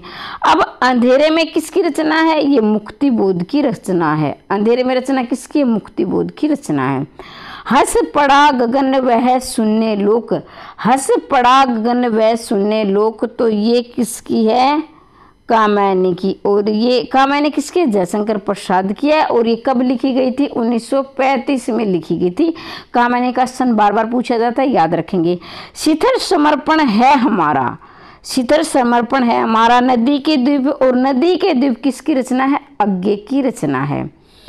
फिर है आपका, आप अपने से उगा मैं, आप अपने से उगा मैं, ये देखो नाम से प्रतीत हो। तो कुकुरमुता इंदिराला की रचना है, ये 1942 की रचना, आप अपने से उगा मैं। और इन्होंने क्या है, एक तरफ कुकुरमुता है, एक तरफ गुलाब का फूल है। तो गुलाब के फूल की माल इतनी देखभाल करता है तो वो क्या मुस्कुराता रहता है, मतलब कि इसकी इतनी खाद बीज लगते हैं। लेकिन कुकुरमुता अपने आप उगता है। जो सामान्य जनजीवन है वो संघर्ष करता, अपने आप पलता है, उनके बच्चे भी अपने आप पलते हैं। तो इसमें ये नहीं कि सिर्फ कुकुरमुता वो दिखाया गया है, इसमें एक पूंजी वर्ग और एक सामान्य वर्ग का संघर्ष दिखाया गया है। तो इस प्रकार इसका उत्तर रहेगा ऑप्शन नंबर सी। ठीक है, एक बार देख लेंगे आप। संपत्ति शास्त्र की भूमिका के लिए किस पत्रिका में छपा? संपत्ति शास्त्र की भूमिका, तो ये रहेगी सरस्वती में छपा। संपत्ति शास्त्र की भूमिका किस पत्रिका में छपा? वैसे संपत्ति शास्त्र किसकी रचना है? महावीर प्रसाद द्विवेदी की है, लेकिन इसकी जो भूमिका है ये सरस्वती में छपी थी। और देखिए ना, सरस्वती की मैं बात करूं तो क्या है, 1903 तक से लेकर 1920 तक महावीर प्रसाद द्विवेदी इसके क्या रहे थे? संपादक रहे थे। बार बार पूछा जाता है। तो आज हमने इतने प्रश्न, वैसे तो हमने पढ़े हैं गिनती के हिसाब से तो 20 प्रश्न, लेकिन हर एक प्रश्न को हमने 4-4, इस हिसाब से हमारे 100 के आसपास प्रश्न हो जाते हैं। फिर कहती हूँ, अगर आपको इसकी PDF चाहिए तो आप 90 68 68 49 54 पर मैसेज करके ये PDF प्राप्त कर सकते हैं, जो आपकी परीक्षा की दृष्टि से बहुत ही महत्वपूर्ण, बार बार परीक्षा में पूछे जाने वाले सिलेक्टेड शॉर्ट नोट्स दिए गए हैं। तो उसे आप प्राप्त कर सकते हैं। महज 199 रुपये हैं। और उसके बाद इसकी जो है जिसका चार्ज बढ़ा दिया जाएगा, तो अभी से आप इसे प्राप्त कर लें। इसके साथ ही अगर आप पहली बार चैनल पर आए हैं तो चैनल को सब्सक्राइब कर लें, बेल आइकन को दबा दें। सिर्फ 15 मॉडल टेस्ट पेपर करवाऊंगी और मैं ये गारंटी लेती हूँ कि एक प्रश्न पत्र आपका आराम से तैयार हो जाएगा, इससे बाहर कोई प्रश्न नहीं जाएगा। 15 मॉडल टेस्ट पेपर तकरीबन करवाने की कोशिश करूँगी। ठीक है, हो सकता है कि कोई हेल्थ इशू हो जाए या कहीं जाना पड़ जाए तो अलग बात है, लेकिन कोशिश करूँगी मैं, इन्हीं में से आपके प्रश्न आ जाएंगे। ठीक है, तो हमेशा। और इसके साथ एक सूचना मुझे और भी देनी थी, मैं TGT PGT की अभी बहुत जल्दी 0 से लेकर 100 तक तैयारी करवाने वाली हूँ, जिसमें आपकी NVS है, EMRS है। बिल्कुल कम चार्ज में, ये नहीं कि सिर्फ कागज़ पेन के चार्ज में तैयारी करवा दूंगी, सबसे सस्ता और बहुत अच्छी तैयारी 0 से लेकर 100 तक क्रमबद्ध रूप से हम तैयारी करेंगे, इधर उधर नहीं कि कोई भी टॉपिक उठा दिया करवा दिया, अब ऐसे नहीं चलेगा। तो आप जो तैयारी करना चाहते हैं टीजीटी पीजीटी या नेट की, तो चैनल को सब्सक्राइब कर लें। प्रीवियस ईयर भी आपको बहुत अच्छे अच्छे सिलेक्टेड क्वेश्चन मिलेंगे। तो हमेशा हंसते रहिए, मुस्कुराते रहिए, दिन दोगुनी। शुरुआत करते हैं भारत भारती। 45वां प्रश्न आपकी स्क्रीन पर। भारत भारती लिखने में उर्दू के किस ग्रंथ की प्रेरणा थी? यानी भारत भारती लिखने में उर्दू के किस ग्रंथ की प्रेरणा थी? तो ये देखो नेट सितंबर 2013 में पूछा हुआ प्रश्न है। गुले नगमा, दीवाने ए अमीर, दीवान ए गालिब, मुस्दे हाली। तो ये आप सभी जानते हैं, ऑप्शन नंबर डी इसका सही उत्तर हो जाएगा। और मेरे उत्तर बताने से पहले आप वीडियो को रोककर अपना उत्तर लगा लीजिए, ताकि आप अपनी तैयारी का मूल्यांकन खुद कर सके कि आपकी कितनी तैयारी हो चुकी, कितनी बाकी है।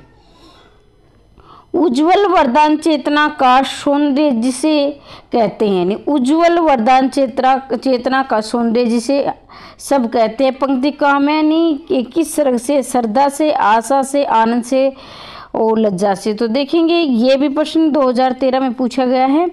तो 43 का आपका रहेगा उत्तर ऑप्शन नंबर सी, यानी लज्जा सर्ग से पूछा गया है। आप सभी जानते हैं कि कामयानी में कितने सर्ग हैं? 15 सर्ग हैं कामयानी। और इन 15 सर्गों को आप लगातार भी याद कर लेना। जो पहला सर्ग है वो है चिंता, और जो अंतिम सर्ग है वो है आनंद। ये कई बार पूछा जाता है कि कामयानी का पहला सर्ग कौन सा है, अंतिम सर्ग कौन सा है। तो देखो किसी भी कार्य की शुरुआत में चिंता से होती है। मान लीजिए आप अभी नेट की तैयारी कर रहे हैं या असिस्टेंट प्रोफेसर की तैयारी, तो आपके अंदर वो चिंता है, होगा नहीं होगा, कैसे तैयारी करें। जैसे ही आपका हो जाता है तो आपको क्या आनंद की प्राप्ति हो जाती है। इस तरह भी आप लिंक करके याद कर सकते हैं। 47वां प्रश्न आपकी स्क्रीन पर। इनको क्या सुम्मिलित करना है? सुम्मिलित वाले प्रश्नों में आपको क्या होता है कि एक प्रश्न में आपके 4 प्रश्न तैयार हो जाते हैं। और मुझे तो ये प्रश्न बहुत अच्छे लगते हैं, क्योंकि आपका कॉन्सेप्ट क्लियर तो इन्हीं प्रश्नों पर होता है। तो 47 का देखेंगे आपका हरिजन गाथा, बाघ, शिवाजी का परमथु गाथा। तो इसका रहेगा एक रहेगा आपका हरिजन गाथा नागार्जुन। हरिजन गाथा किसकी है? नागार्जुन की है। बाघ किसकी है? बाघ केदारनाथ सिंह की है। और शिवाजी के पत्र किसके? निराला की है। परमथु गाथा है धर्मवीर भारती की। तो एक बार फिर से देख लीजिए, हरिजन गाथा किसकी है? नागार्जुन की है। बाघ किसकी है? केदारनाथ सिंह की है। सी का आपका रहेगा 2 निराला, शिवाजी के पत्र निराला, परमथु गाथा ये आपके रहेंगे 5 धर्मवीर भारती। तो एक बार 2-3 बार इसे मिलान के देख लिए और आपकी अच्छी तैयारी हो जाएगी। देखियो इससे पहले भी मैंने क्या है कॉन्सेप्ट वाली वीडियो भी डाली है। प्रीवियस ईयर वीडियो हमारा ये तीसरा प्रैक्टिस सेट है। तो बाकी की 2 वीडियो जिसने नहीं देखी वो भी देख लेना, और हमारी लगातार ये सीरीज चलती रहेगी। लेकिन वीडियो आपको कैसी लग रही है ये जरूर बताया करो। आप वीडियो को देख कर चले जाते हो, उन्हें लाइक करते हो, उन्हें बताते हो कि मैम लगातार रखो, कुछ नहीं बस अपना पढ़कर चले जाओ। तो अपना जो रिप्लाई भी दिया करो भी आपको वीडियो कैसी लग रही है, सुधार की आवश्यकता है तो वो भी आप दिया करो राय अपनी। ये आ रही मानव प्रजा सृष्टि। तो ये क्या है प्रिंट में गलत हो गया है। द्वैता में लगी निरंतरता की वर्णों की करती रहे वृष्टि। द्वैता में लगी निरंतर ही वर्णों की करती रहे वृष्टि। ये काव्य पंक्तियाँ किस कवि की? जयशंकर प्रसाद की, सुमित्रानंदन पंत की है, महादेव वर्मा, रामधारी सिंह दिनकर। तो इसका आपका 48 का उत्तर रहेगा जयशंकर प्रसाद की क्या है ये पंक्तियाँ हैं। तो देखो ये भी क्या है दिसंबर में पूछा गया है। निम्नलिखित कवियों को उसकी कृतियों के साथ सुमिलित कीजिए। भाई ये भी सुमिलित करने वाला प्रश्न है। तो देखिए सत्यनारायण कवि रत्न आपके हो जाएंगे भ्रमरदूत। सत्यनारायण कवि रत्न किसके? भ्रमरदूत। फिर जगन्नाथ दास रत्नाकर रहेंगे गंगा लहरी। जगन्नाथ दास रत्नाकर गंगा लहरी। रामचरित उपाध्याय देवदूत। योगी हरि वियोगी सत्सी। देखो ये तो बिल्कुल आसान से, इसको तो आप याद कर सकते हो आसान। वैसे योगी हरि, वैसे वीर सत्सी। तो एक बार फिर से रिवीजन कर देती हूँ, देख लेंगे आप। सत्यनारायण कवि रत्न आपके रहेंगे भ्रमर दूत, सत्यनारायण कवि रत्न भ्रमर दूत है। जगन्नाथ दास रत्नाकर गंगा लहरी है। रामचरित उपाध्याय है आपके देवदूत है। वियोगी हरि वीर सच्चे। तो इस प्रकार से इनका मिलान हो रहा है, आप अपने तरीके से भी कर सकते हैं वीडियो को रोककर। निम्नलिखित पंक्तियों में उनके कवियों के साथ सुमिलित करना है। भाई ये भी क्या है, सुमिलित करना है। तो आप सभी जानते हैं नेट और असिस्टेंट प्रोफेसर में ज़्यादातर सुमिलित वाले प्रश्न आते हैं, और जो टीजीटी पीजीटी की तैयारी कर रहे हैं उनके भी वो इनलाइन भी हो रहे हैं, दोनों तरीक़ों से हो रहे हैं। टीजीटी पीजीटी की आप अच्छी तैयारी हो रही है, इनके साथ ये नहीं कि सिर्फ नेट की आपकी तैयारी हो रही है।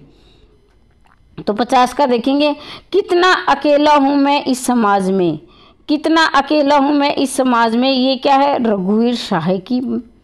पिस गया वह भीतरी और भारी दो कठिन पाटों के बीच, पिस गया वह भीतरी और भारी दो कठिन पाटों के बीच में। तो ये है आपकी मुक्तिबोध की है।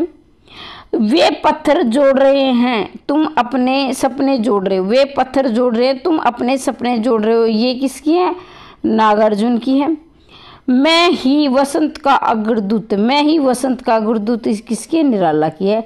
एक बार फिर से देख लेना, कितना अकेला हूँ मैं इस समाज में, ये किसकी है, रघुवीर शाह की है। भाई जो वीर होते हैं वो अकेले पड़ जाते हैं, क्योंकि भाई उनके वो संघर्ष करते हैं, समाज में जो बुराइयां उनको बदलना चाहते हैं, लेकिन जो सामान्य इंसान है क्या वो कितनी बस समाज का दबाव महसूस करके आगे जो कठिन परिस्थितियों के कार्य नहीं कर पाता, तो ऐसा अकेला वीर लोग क्या अकेले पड़ जाते हैं समाज में, क्योंकि समाज में उनका बहुत विरोध होता है। पिस गया वह भीतरी और भारी दो कठिन पाटों के बीच, तो इसमें आपका रहेगा मुक्तिबोध।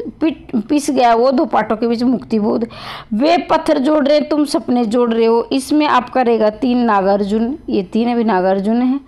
और मैं ही वसंत का अग्रदूत किसकी है, निराला की है। मैं ही वसंत का अग्रदूत, जो अग्रदूत होते हैं वो निराले इंसान होते हैं, वे आगे बढ़ चढ़कर काम करने वाले क्या होते हैं, निराले होते हैं। साधारण इंसान की तो इतनी बात बस की होती नहीं है। तो ये 50 का 51 का प्रश्न आपकी स्क्रीन पर है।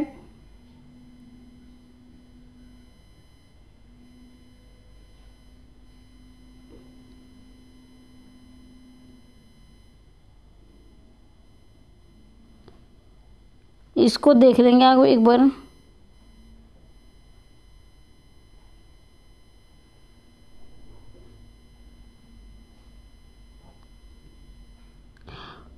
विषम शिला का संकुचिल पर्वत भूंगा, विषम शिला का पर्वत, इसका रहेगा आपका 4, यानी ये सर्वेश्वर दयाल सक्सेना की है। इसके बाद है आपकी अर्धविवृत जगन्नाथ, थोड़ा सा जूम कर लेती हूँ मैं इसको, आपको अच्छी तरह दिखाई दे जाए।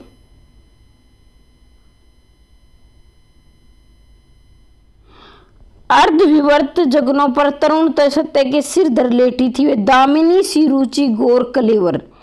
तो ये आपकी रहेंगी ऑप्शन नंबर ए, इसकी है, 1 मिनट है, ये त्रिलोचन की रहेंगी आपकी। तुम मुझे प्रेम करो जैसे मछलियाँ लहरों से करती है, तुम मुझे प्रेम करो जैसे मछलियाँ लहरों से करती है, तो ये सुमित्रानंदन पंत की हैं। और इसके बाद है अनंत विस्तार का अटूट मौन मुझे भयभीत करता है, अनंत विस्तार का अटूट मौन मुझे भयभीत करता है। डी की रहेगी आपकी 5 सर्वेश्वर दयाल सक्सेना। तो देखो ये जो है सुमित्रानंदन पंत है, त्रिलोचन है, शमशेर बहादुर से, ये बहुत ही महत्वपूर्ण कवि, इनकी बार बार पूछी जाती है पंक्तियाँ।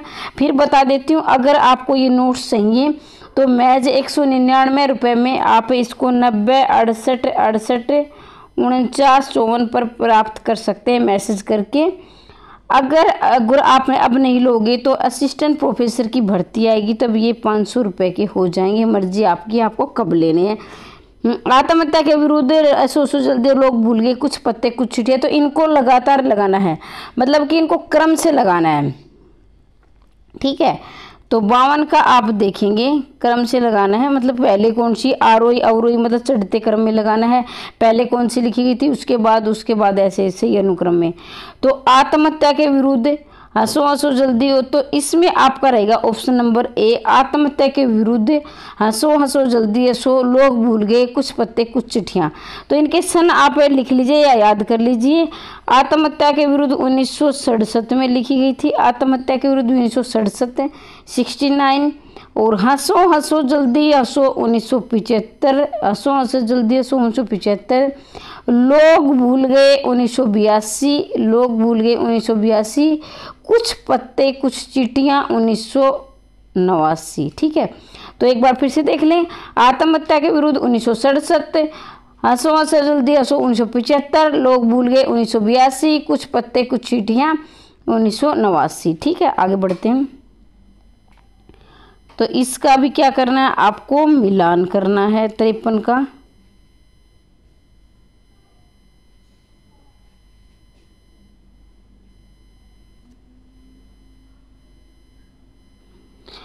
जो बीत गई सो बात गई, मैं तो डूब गया था शम शून्य में, दो पाटों के बीच पिस गया, और रूप की अरुण धर्मा आलिंगन नहीं तो क्या है। तो ये प्रश्न वे दोबारा से है, देखो पिट क्या है, पिस गया था दो मैं पाटों के बीच, ये इसका रहेगा आपका ऑप्शन नंबर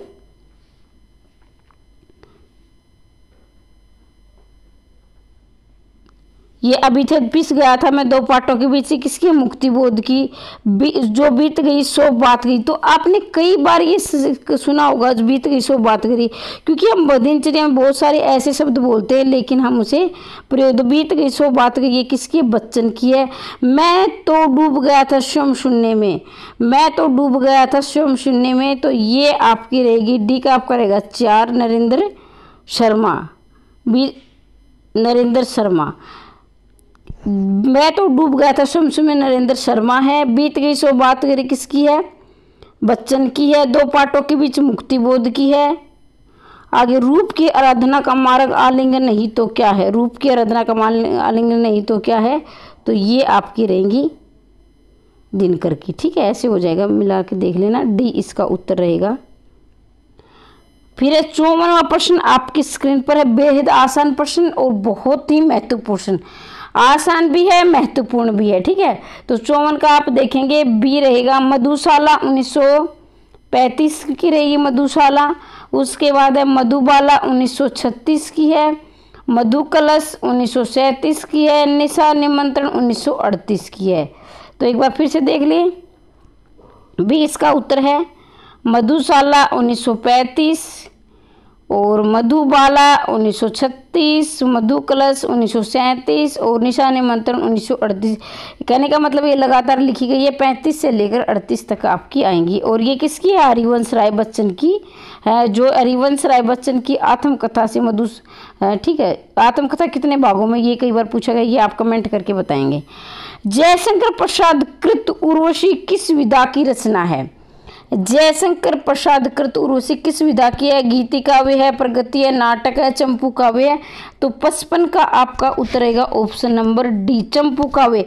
अब ये चंपू काव्य क्या चीज होती है, तो देखो चंपू काव्य होते हैं जो गद्य और पद्य में दोनों में लिखी जाती है, यानी गद्य भाग भी होता है और पद्य दोनों का मिश्रण होता है, उसे चंपू काव्य कहते हैं। जैसे जयशंकर प्रसाद की उर्वशी है, यही है, देखो भाई मैं इसी का उदाहरण दे रही, ये आपके सामने है, माफ़ी चाहती हूँ। जयशंकर प्रसाद की उर्वशी क्या है, ये चंपू काव्य है, ये क्या गद्य में भी है और पद्य में, दोनों में लिखी गई है।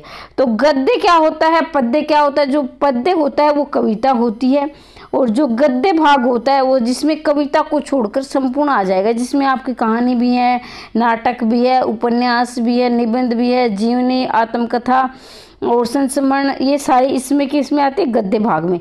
सिर्फ कविता है ये क्या आती है, उसमें पद्य में आती है, इतना आप याद रखिए। वैसे आसान है, आपको याद होगा, लेकिन जो नए अभ्यर्थी है उनको सबको साथ लेकर मुझे चलना पड़ता है, उनके लिए मैं बता देती हूँ।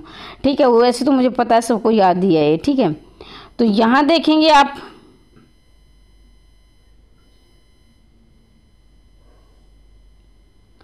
तो इसमें देखेंगे पल्लव है, पल्लव, वीणा, ग्रंथि, श्रवण किरण।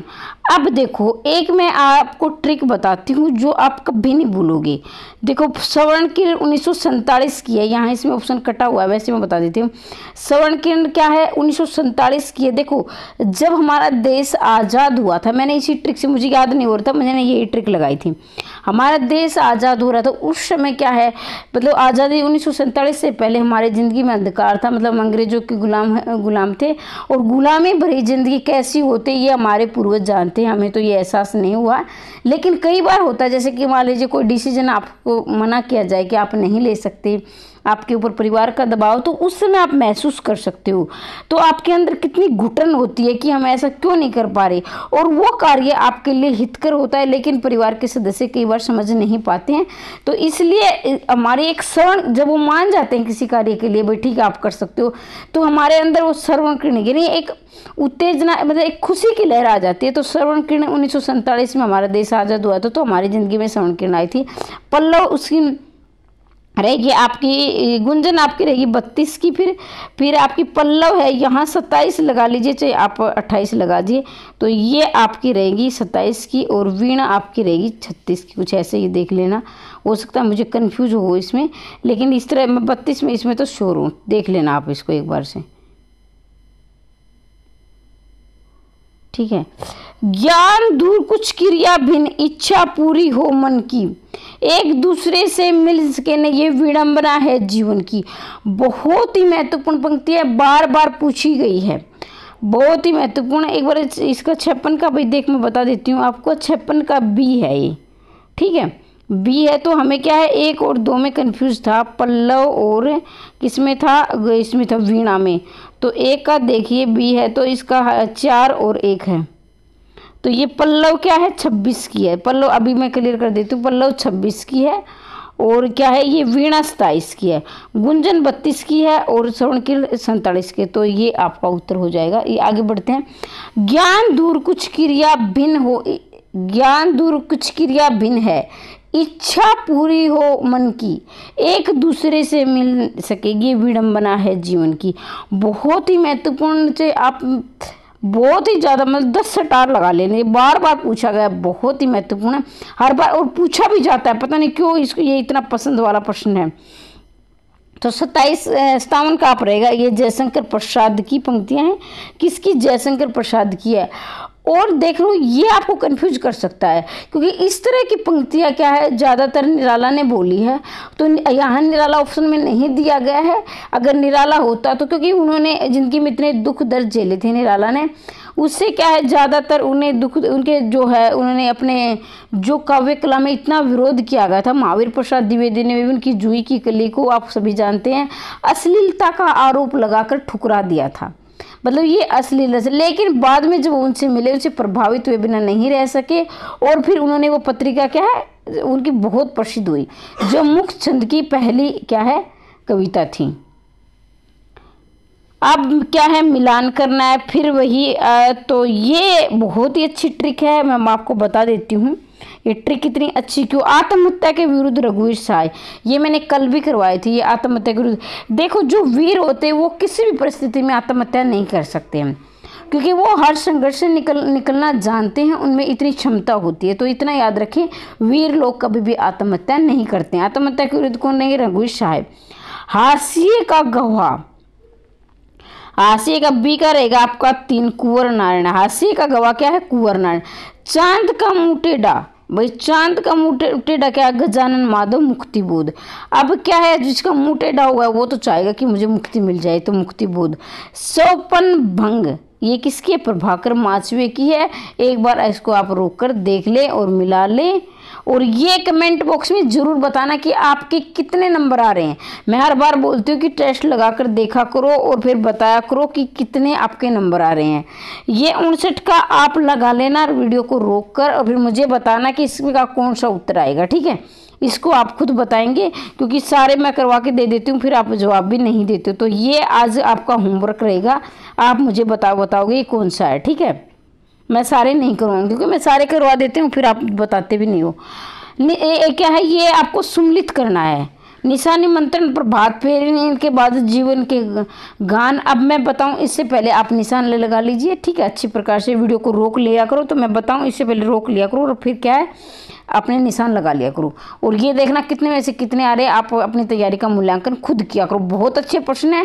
कहने को जब मैं 20 करवाती हूँ तो 20 का 4 गुना, क्योंकि हर ऑप्शन में आपका क्लियर करवाती हूँ, तो 80% आपके डेली में करवाती हूँ। और आप कितने करते हो ये आप खुद अंदाजा आप लगाओगे, ठीक है। आप देखा निशानी मंत्रण, प्रभात फेरी, नींद के बाद जीवन के गान।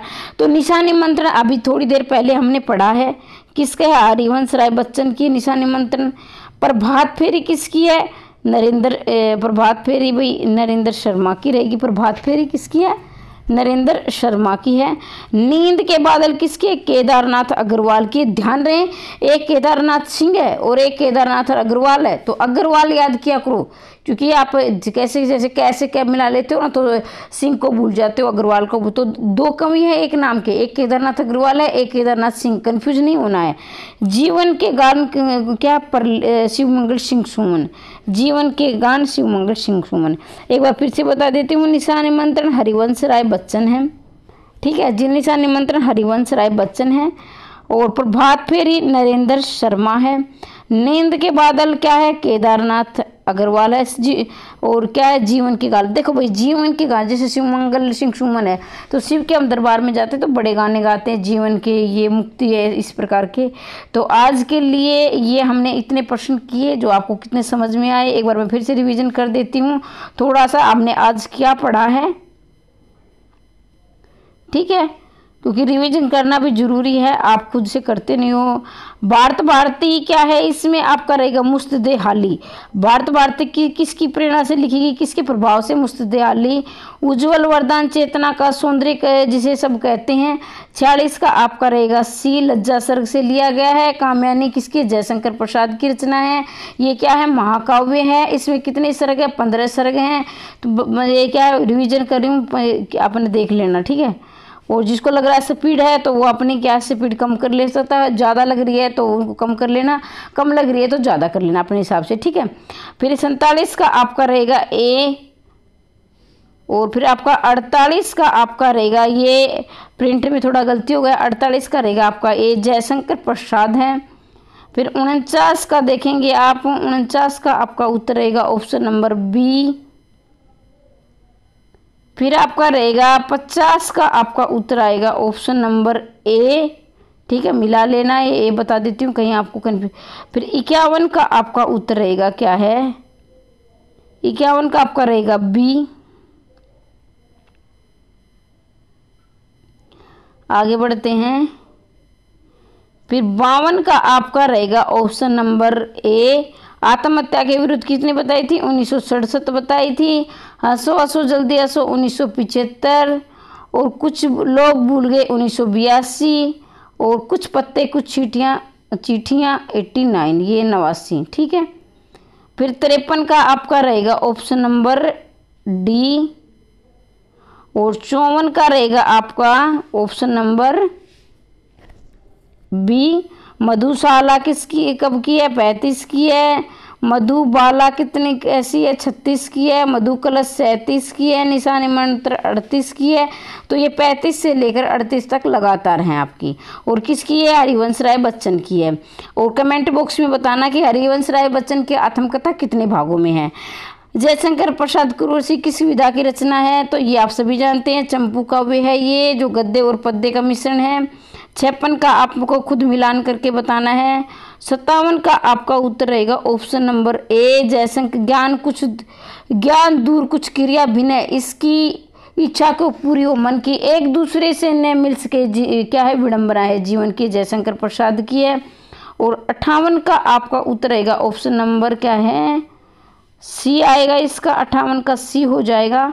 59 का देखेंगे आप, 59 का भी आपको बताना दिया था आपका होमवर्क। और 60 का आपका रहेगा ऑप्शन नंबर सी, ठीक है। 60 का आपका किसका रहेगा, सी। तो आज हमने ये प्रश्न करे, प्रश्न कैसे लगे और लगातार ये सीरीज चाहते हो तो कमेंट बॉक्स में अवश्य बताना। और जो वीडियो नहीं देखी है, इससे पहले मैंने 2 प्रैक्टिस सेट की आपकी वीडियो डाल दिया है। निरंतर आपकी क्लास चलती रहेगी, जिसने वो नहीं देखी वो देख लेना।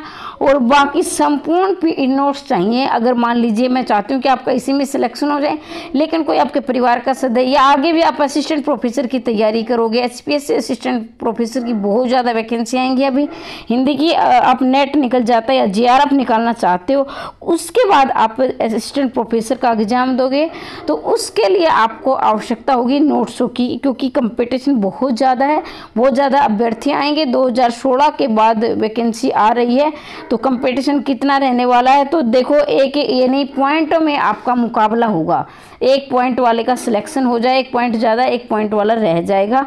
तो इसलिए अगर आप तैयारी क्रमबद्ध चाहते हो तो 90 68 68 49 54 पर मैसेज करके PDF प्राप्त कर सकते हो, यानी संपूर्ण नोट्स ले सकते हो।